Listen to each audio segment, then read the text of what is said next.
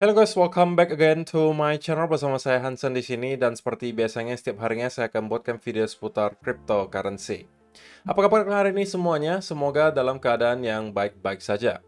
Teman-teman, Bitcoin masih kurang lebih ranging di angka 66 sampai 67 ribu dolar dan kita telah mengalami closing weekly candle.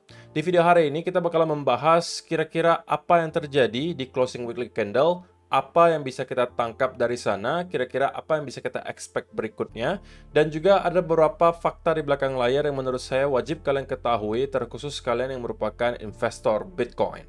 Jadi stay tune terus sampai akhir video. Nah, sekarang kita bakal mulai dari coin market cap terlebih dahulu. Per hari ini secara global market cap crypto berada di angka 2,41 triliun dolar atau turun sekitar 0,96%.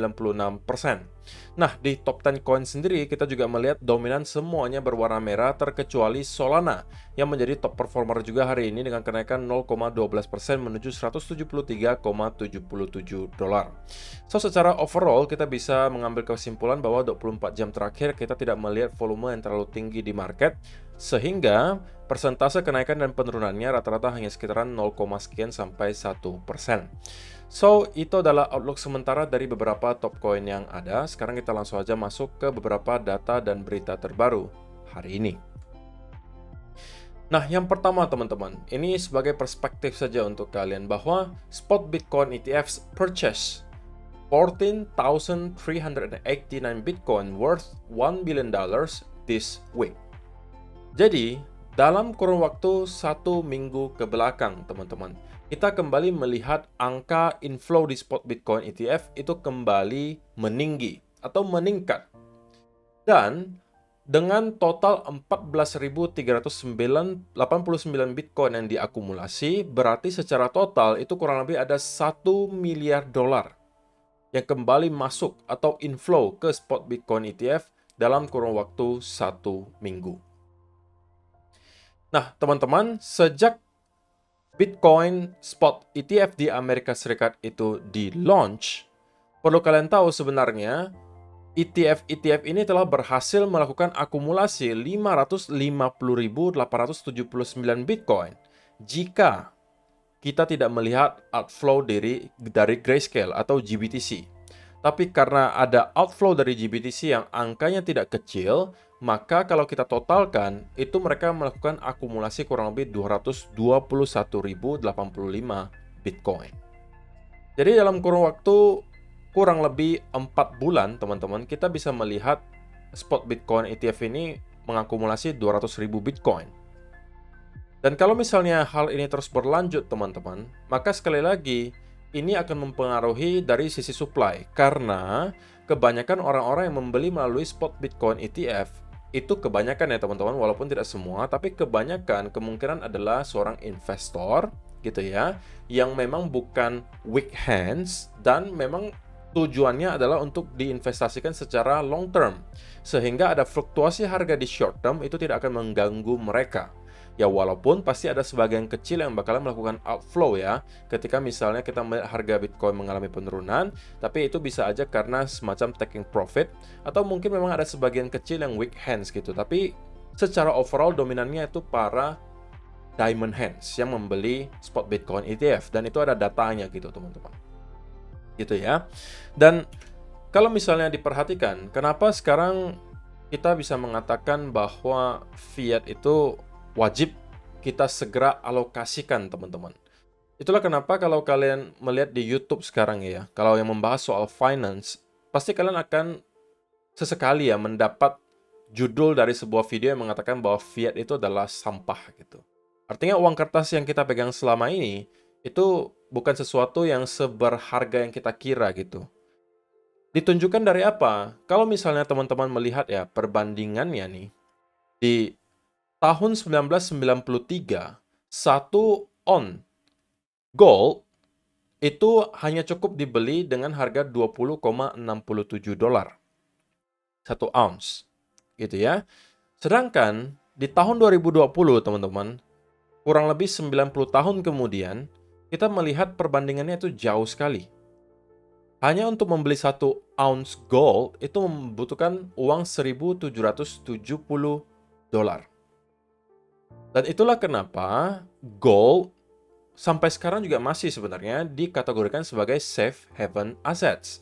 Dan salah satu tempat mungkin untuk para orang-orang kaya gitu ya, menaruh uangnya. Supaya tidak terlalu tergerus oleh inflasi. Karena memang kalau kita lihat secara historis, dari tahun ke tahun, gold itu cenderung mengalami kenaikan harganya. Walaupun satu dekade terakhir, hal tersebut tidak terlalu maksimal. Peningkatannya secara persentase nggak gede-gede amat, karena mungkin market cap-nya sudah terlalu besar. Maka dari itu, teman-teman, karena sekarang kita sudah zamannya berbeda, serba digital, muncullah yang namanya Bitcoin. Nah, Bitcoin ini, teman-teman, nanti juga kemungkinan besar bahkan sekarang sudah mungkin sebagian orang merasa bahwa gold dan Bitcoin itu sebenarnya sudah sama-sama safe haven asset, cuman satunya versi digital. Makanya dikatakan Bitcoin itu adalah digital gold, sebuah aset store of value yang bisa jadi teman-teman jadikan sebagai tempat tabungan. Jadi nabung itu jangan di dalam bentuk fiat. Ya, walaupun mungkin jangan 100% juga Bitcoin ya, pasti harus ada sebagian kecil yang kalian taruh dalam cadangan bentuk cash. Itu kalau misalnya urgent, kalian bisa langsung pakai gitu kan. Tapi sisanya mungkin harus kalian investasikan antara ke gold, atau ke Bitcoin, atau ke saham, dan lain seterusnya. Supaya daya beli kalian tidak berkurang, teman-teman. Karena dari waktu ke waktu, inflasi itu menggerus daya beli mata uang kita. Dan kalau misalnya teman-teman mengingat ya, beberapa tahun yang lalu, sama sekarang kita anggap yang simpel aja deh teman-teman. Harga telur misalnya, atau harga beras. Kalian bisa bandingkan harga telur dan juga beras.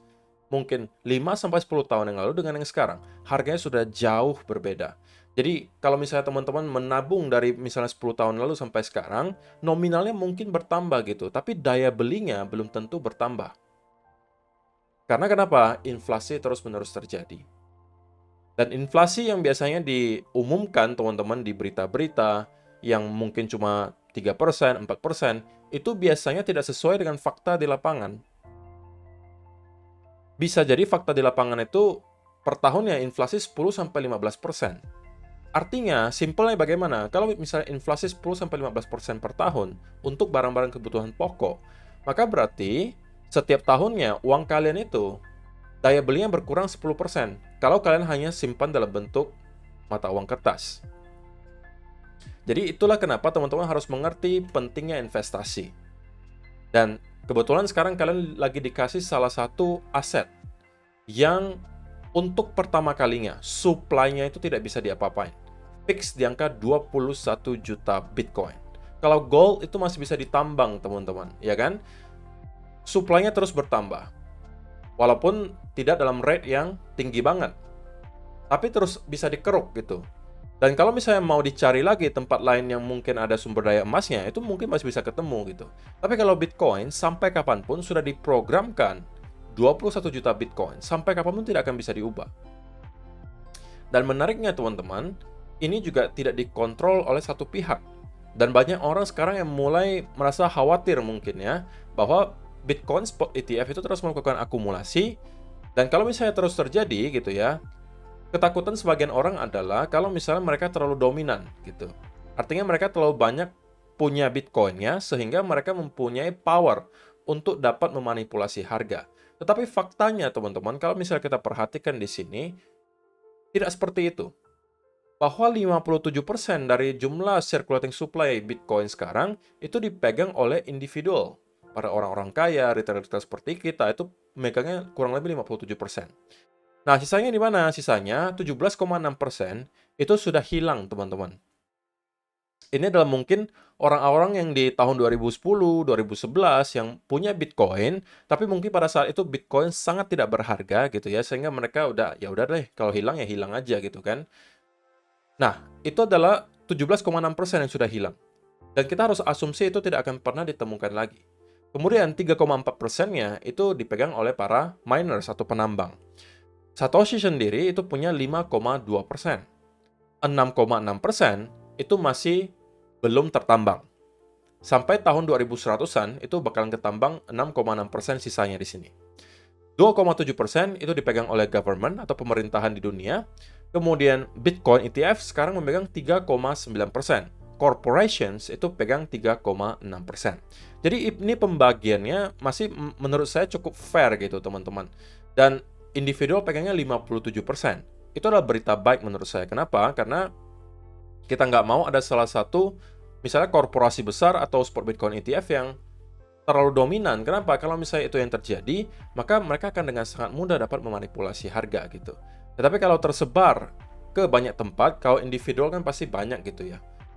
Mungkin ada ratusan atau jutaan orang yang memegang Bitcoin secara sekaligus. Dan itulah hal yang baik gitu. Jadi tidak terkonsentrasi ke satu orang. Itulah juga alasan berikutnya kenapa kalian mungkin bisa consider Bitcoin sebagai tabungan kalian. Gitu ya. Nah, yang terakhir ini sebagai sebuah jokes saja mungkin untuk kalian, tapi ini bukan jokes juga sih teman-teman, bukan candaan, karena inilah yang terus terjadi gitu ya. Kalau misalnya kalian belum berpengalaman dalam dunia investasi. Dan saya harus sampaikan, ini lebih sering terjadi di dunia kripto. Karena memang di kripto itu banyak banget newbie gitu ya, yang mungkin baru-baru belajar investasi, yang bahkan mungkin tidak mengerti investasi, tapi karena melihat teman-temannya cuan di cryptocurrency juga mau ikutan gitu. Cycle-nya seperti ini. Biasanya ya kita melihat harga Bitcoin naik drastis gitu kan, kemudian memancing orang-orang yang sebelumnya tidak tertarik, kemudian start tertarik. Dan ini kita masuk ke fase we are back gitu. Jadi kita udah mulai optimis lagi nih. Wah, harganya mulai naik lagi, dan naik lagi. Nah, puncaknya itu di fase euforia gitu ya. Biasanya ketika harga meroket terus-menerus beberapa hari secara sekaligus, seperti yang mungkin kita lihat kemarin ketika Bitcoin sampai ke 74.000, itu kita di fase ini, we are so back gitu. Kita udah overconfidence gitu. Tapi ketika datang koreksi 20-30%, kita kemudian kembali flip lagi, it's over. Break di bawah 60.000 kemarin, it's so over. Jadi kita harus tahu teman-teman bahwa sentimen di market cryptocurrency itu memang sangat cepat berubahnya gitu ya. Tapi itulah dinamika yang menurut saya juga membuat cryptocurrency itu menarik. Bahwa memang market ini sentimennya cepat berubah, dan itu ditunjukkan dari pergerakan harga yang sangat volatil, fluktuatif banget, ke atas ke bawah, ke atas ke bawah gitu. Dengan adanya fluktuasi harga yang cepat atau volatilitas yang tinggi, memang itu pedang bermata dua. Artinya, kalian bisa mendapatkan gains yang besar dalam waktu yang cukup singkat dari kripto, tapi sebaliknya, kalian juga harus siap apabila ada koreksi yang dalam banget dalam waktu yang singkat.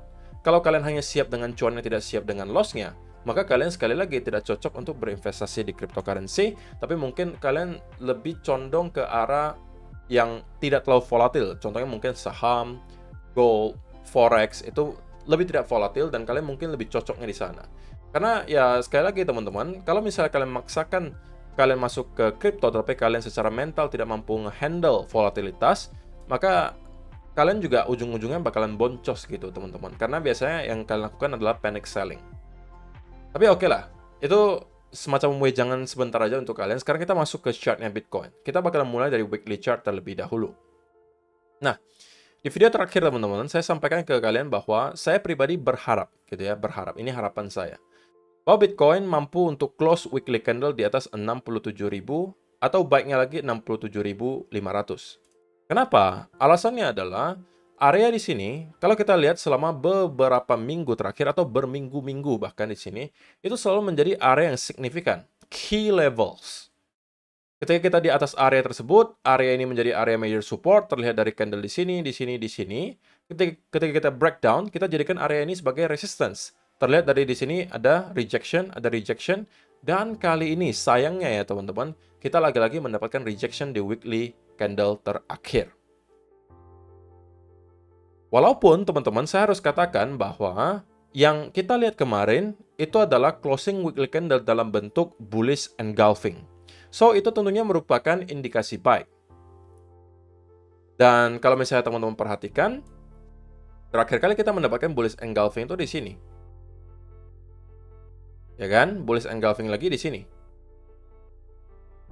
Dan dua kali terakhir itu menghasilkan gains yang luar biasa besar. Yang gagal mungkin di sini ya. Tapi ini kita hanya koreksi sebentar, kemudian ngepam lagi. Kalau kita zoom out lagi, ngeliat lagi yang sebelum-sebelumnya, untuk weekly chart yang engulfing mungkin di sini juga. Nah, kita kemudian rally. Jadi memang kita closing dalam weekly candle ini, pattern candlenya itu pattern bullish engulfing. Tapi sayangnya teman-teman, kita tidak closing di atas 67.500 atau bahkan 67.000. Jadi kita closingnya itu hanya kurang lebih di 66.200. Jadi terbukti ya teman-teman bahwa memang para bears masih tetap mencoba untuk mempertahankan area 67.000 untuk tidak mampu di break. Nah, kenapa? Karena kalau misalnya kita melihat weekly closing itu di atas 67.000, maka investor-investor yang kemungkinan merupakan atau traders yang swing itu mungkin bakalan berhamburan masuk. Karena yang kita lakukan berarti kita kembali flip kemungkinan area 67.000 ini yang sekarang menjadi resistance itu menjadi support. Nah, di daily candle juga terlihat dengan jelas teman-teman. Kita dicoba ditahan di 67.000. 3 candle daily berturut-turut kita mencoba untuk break dari area tersebut tapi tidak berhasil. Tetapi pertanyaannya sekarang, apakah sellers masih mempunyai cukup tenaga untuk tetap mendorong harga ke bawah? Itu yang menjadi pertanyaan. Kalau cuma semacam pullback ke bawah yang sedikit, itu adalah sesuatu yang wajar gitu ya. Tapi pertanyaannya apakah kita atau para sellers mempunyai cukup tenaga untuk mendorong harga jauh ke bawah? Ya kan? Untuk sekarang indikasi tersebut belum saya temukan, teman-teman. Oke, indikasi tersebut belum saya temukan. Yang ada itu hanya semacam pullback yang wajar. Nah, saya sampaikan di video kemarin, teman-teman, bahwa jika kita memang mampu break di atas 66.700 sampai 66.600 di sini, maka kita akan mendapatkan koreksi yang lebih dalam, setidaknya ke kurang lebih area 65.700-an. Walaupun kita tidak persis menyentuh ke area tersebut, tapi kita sudah mendekati lah ya, mendekati area tersebut. Sebelum pada akhirnya kita kembali rebound dan sekarang kembali mencoba untuk breakout di atas 67.000. Nah, pertanyaannya, apakah kali ini kita akan berhasil? Semoga. Karena semakin lama kita tertahan di sini, teman-teman, maka semakin besar juga chance bahwa buyers juga lama-kelamaan hilang tenaganya. Artinya kehabisan tenaga, buyersnya semakin sedikit, sellersnya mulai start semakin banyak, dan itu kembali akan mendorong harga ke bawah. Jadi saya harapkan bahwa dalam kurun waktu 1-2 hari ke depan, kita bisa melihat ada breakout dan close di atas 67.000, baiknya lagi 67.500. Karena kalau sampai itu yang terjadi teman-teman, dan kemudian kita mungkin start mendapatkan ada semacam konsolidasi, itu lagi-lagi bisa saya manfaatkan untuk peluang long. Tapi sebelum hal tersebut terjadi, saya tidak akan menekan long dulu. Kenapa? Karena kita sekarang belum berhasil untuk break di atas 67.000 sampai 67.500 dan close di area tersebut. Saya mau minimal itu di daily closingnya. Nah, jadi satu-satunya yang bisa menginvalidasi senario bullish saya, teman-teman, itu adalah apabila ada sell off yang cukup kencang diikuti bearish continuation pattern atau semacam bear flag. Dan itu bisa menginvalidasi senario bullish saya dan kita bisa setidak-tidaknya, teman-teman, nyampe lagi ke sekitaran area 63.000, 60.000 atau bahkan kembali break di bawah area tersebut. Semoga tidak gitu ya, tapi itulah yang harus saya sampaikan apa adanya. Kita tidak hanya boleh fokus ke satu senario dan kemudian overconfidence mengatakan bahwa itu pasti terjadi. Kita juga harus antisipasi apabila senario sebaliknya yang terjadi gitu ya. Jadi yang saya maksud itu modelnya seperti apa sih? Yang saya maksud itu modelnya seperti ini, teman-teman. Jika kita mendapatkan the sell off diikuti semacam bear flag, nah ini adalah pertanda bahwa kita kemungkinan akan kembali melihat koreksi yang lebih dalam ke bawah. Ya kan? Dan ada beberapa contoh lainnya lagi yang mungkin tidak akan saya perlihatkan sekarang, tapi intinya teman-teman, itulah yang bisa menginvalidasi senario bullish saya kalau ada sell off diikuti ada konsolidasi berupa bearish continuation pattern. Tapi sebelum hal tersebut terjadi, saya masih akan cenderung untuk short term bakalan bullish untuk Bitcoin dan mudah-mudahan kita bisa break dan close di atas 67.500 hari ini atau besok untuk menurut saya pada akhirnya flip lagi area ini menjadi area support. Dan kalau kita bisa terkonsolidasi beberapa hari di atas area tersebut, maka ini adalah pertanda yang cukup besar bahwa Bitcoin kemungkinan besar akan nyampe lagi ke area 71.000 setidaknya. Kalau itu mampu kita break, saya rasa kita akan langsung ke all time high. Dan kalau itu mampu kita break, kita akan kemungkinan masuk ke fase price discovery dan area 80.000 akan menjadi target selanjutnya. Jadi saya rasa itu saja teman-teman yang perlu saya sampaikan di video hari ini. Jadi intinya atau kesimpulannya adalah 67.000 per hari ini masih menjadi area penentuannya. Kita masih melihat sideways movement atau pertarungan antara bulls dan juga bears untuk mempertahankan area 67.000. Jadi untuk pergerakan berikutnya akan bergantung kepada apa yang terjadi selanjutnya di market. Jadi clue-nya untuk sekarang belum terlalu jelas karena kita masih melihat pertarungan yang sangat ketat di sini. Clue untuk pergerakan besar berikutnya baru akan kita dapatkan kalau ada sell off diikuti bearish continuation pattern atau kita break dan close dari 67.500, itu yang akan menggambarkan pergerakan besar berikutnya. Tapi sebelum hal itu, jangan buru-buru untuk kembali masuk ke market. Mending bersabar dulu menunggu clue berikutnya datang dari Bitcoin. Semoga ini bermanfaat untuk kalian semua teman-teman. Terima kasih untuk kalian yang telah menonton sampai selesai video hari ini. See you in the next video. Bye-bye.